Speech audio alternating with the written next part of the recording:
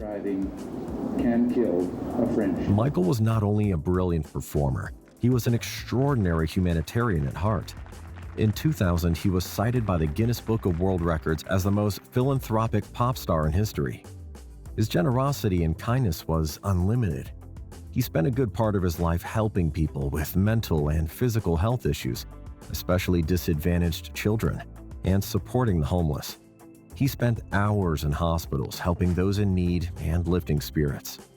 He also donated for education rights, ecology, and refugees. He would turn up unannounced. The kids had no idea.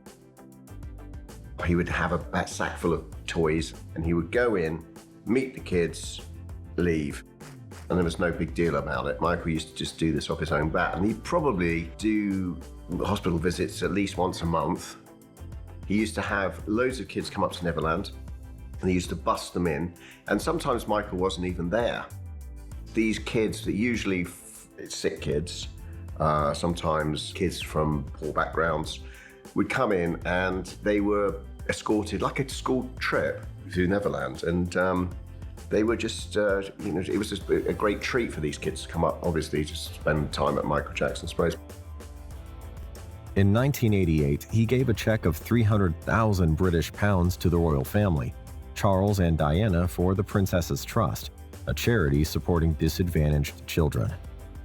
It is my honor to be here in South Africa.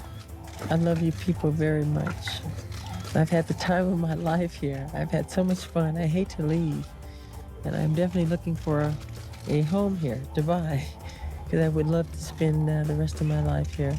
And this is a wonderful, lovely man, and I love Nelson Mandela very much. And thank you for all your hospitality and all your love. His foundation, Heal the World, was created to help those in need all around the world, and a message for parents and adults that it was their duty and in their power to make the world a better place for future generations. This was in fact the message of his famous inspirational song, Man in the Mirror.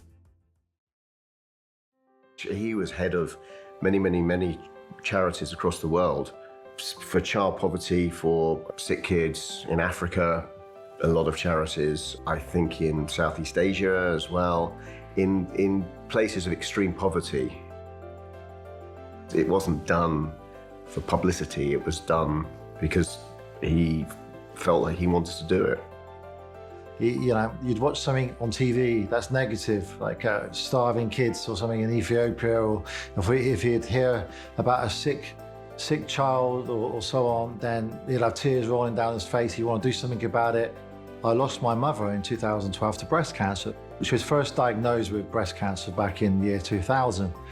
I told Michael about it, and I didn't really expect him to react too much about it at the time. Straight away he said, "Get me her phone number." And he called her there and then in front of me.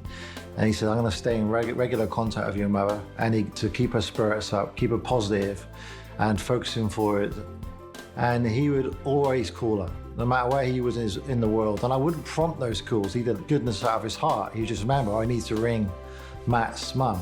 And they become very close on the phone, and he would take a great interest in her. And she used to credit him for being able to see my children grow up a lot more and to live to 2012. And sadly, she had to watch him pass away in 2009.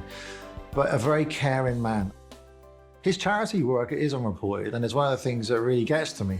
He actually did a tour once, he told me, and he donated all of his personal profits from that tour to a charity. He didn't take anything himself. Imagine that, going all around the world, performing like he does, to the energy he does, and singing and dancing 3 or 4 hours a night, all the jet lag, and not earning a penny from it.